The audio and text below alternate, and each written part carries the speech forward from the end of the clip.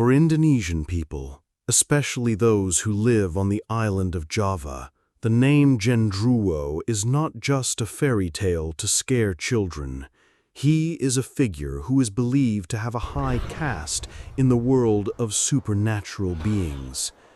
In ancient Javanese beliefs, Genderuwo is not just an ordinary ghost, but a powerful creature that resides in winged places, areas believed to contain the oldest metaphysical energy. Old people in the village often say that Genderuwo is older than the large trees that shade it. It is said that he has inhabited the earth since the time of the Hindu-Buddhist kingdom, when kings were still building magnificent temples on Javanese land. Because of that, he is believed to have a higher position than other spirits, such as Wewe Gombel or Pocong. Physically, Genderuwo is known for its appearance that makes the hair on the back of your neck stand up.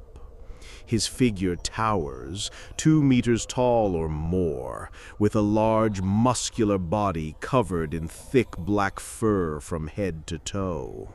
The skin behind his fur is said to be rough, like the bark of an old kapok tree.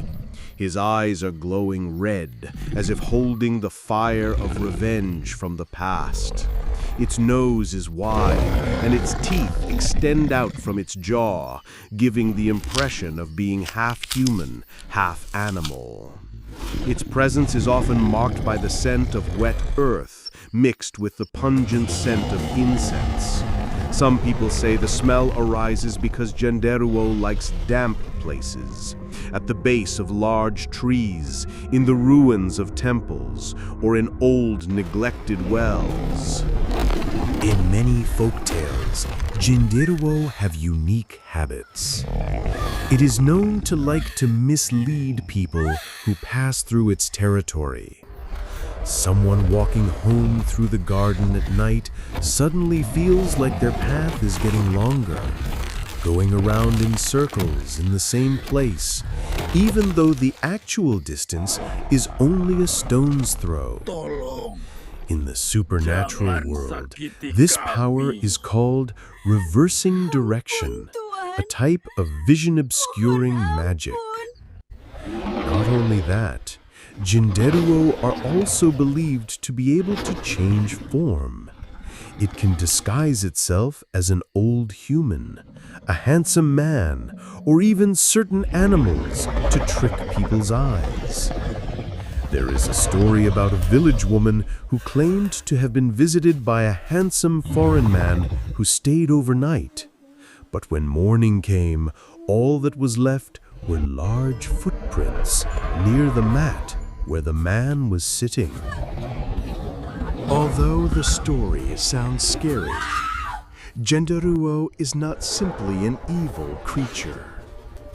Many Javanese parents believe that it will only bother humans who are impudent, arrogant, or dare to damage their homes. For those who know the procedure of "excuse me," Genderuwo can actually become garden or field guards. That is why, in some villages, when the harvest season arrives, people still place offerings in the form of incense, talon flowers, and red and white porridge under large trees. The offerings are a sign of respect, a reminder that humans are not alone in this world. The Genderuwo caste in the metaphysical world is also reflected in the way Javanese shamans or paranormal view it. Not everyone can communicate with Genderuwo. It is said that only people who have high spiritual knowledge are able to make agreements or ask for help from it. For example, to guard the house or exorcise other weaker spirits. But such agreements are not easy. There are special conditions that, if violated, will result in disaster. Because of its high position and great power, Javanese people are taught to always be respectful when having to pass through a place called Wingit. Young children are taught to bow, say excuse me, or simply walk quickly without saying much. All of this is done so as not to attract the attention of the guardian. Today, in modern times, some people might call the story of Genderuwo just a myth or suggestion.